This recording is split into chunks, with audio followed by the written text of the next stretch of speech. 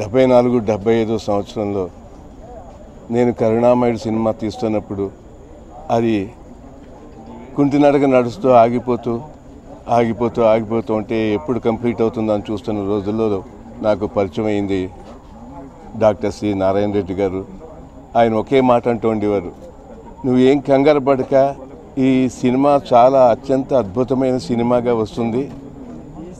నువ్వు డబ్బు ఇచ్చినా ఇవ్వకపోయినా కూడా నేను ఒక పాట రాస్తున్నాను, నీకు రాసి పెడతానని చెప్తూ నాకు ఒక పాట కూడా రాసినటువంటి మహానుభావుడు. అసలు ఆయన చూస్తుంటేనే ఎప్పటికీ మర్చిపోలేని గుర్తు, ఆ ఉంగరాల జుట్టుని ఇలాగా ఒక వేలుతో తిప్పుకుంటూ ఉండేవాడు. ఆ సిల్క్ జుబ్బా వేసుకుని ఆయన మాట్లాడుతుంటే, ఆయన నవ్వుతుంటే ఒక రాజసం ఉట్టిపడేది.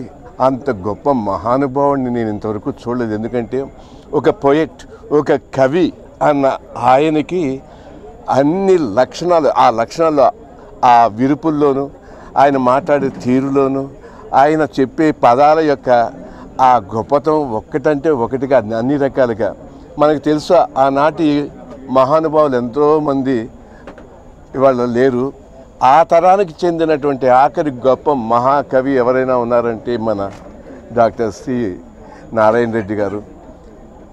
ఆయనలాగా అన్నీ ఏ రకమైన పాట రాయాలని కూడా, ఏదో ఒక టైప్ ఆఫ్ పాటలు రాయటానికే కాకుండా సమస్తం ప్రతి రకరకాల పాటలు రాయగల శక్తివంతుడు. ఆఖరి దాకా అందాక ఎందుకు, ఈ రవీంద్ర భారతిలో ఆయన అడుగుపెట్టి ఎన్ని వందల వేల సన్మాన సభల్లో మాట్లాడటానికి ప్రతి ఒక్కరూ కూడా ఆయన పిలుచుకుంటూ ఉండేవారు. ఈ విధంగా ఒక తన్మయత్వం, ఆ చిరునవ్వు నేను మర్చిపోలేను, ఆ కళ్ళలో కాంతి మర్చిపోలేను, ఆ ఉంగరాలు గల ఆ మహానుభావుడిని మర్చిపోలేను. ఇప్పుడే మన యువ నాయకుడు మంత్రి గారు అనేటువంటి రామారావు గారు వచ్చినప్పుడు ఆయనతో ఒక మాట చెప్పాను, బాబు మనకి ఈ 2 తెలుగు రాష్ట్రాలకి ఎంతో కాలం బట్టి చాలా అన్యాయాలు జరుగుతున్నాయి. ఈ బాబాసాహెబ్ ఫాల్కే అవార్డు ఎప్పుడో రావాల్సింది ఎంతోమందికి రావట్లేదు.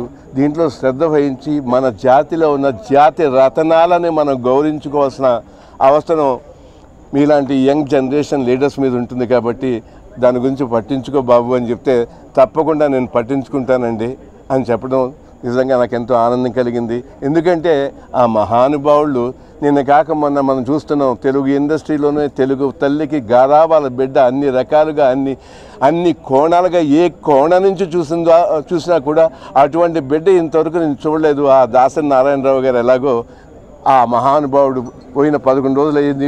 ఈరోజు మళ్ళీ ఇలాంటి ఒక దుఃఖభరితమైనటువంటి ఈ వార్త వినటానికి ఎంతో నిజంగా మనసు ఎంతో ఇదిగా ఉంది.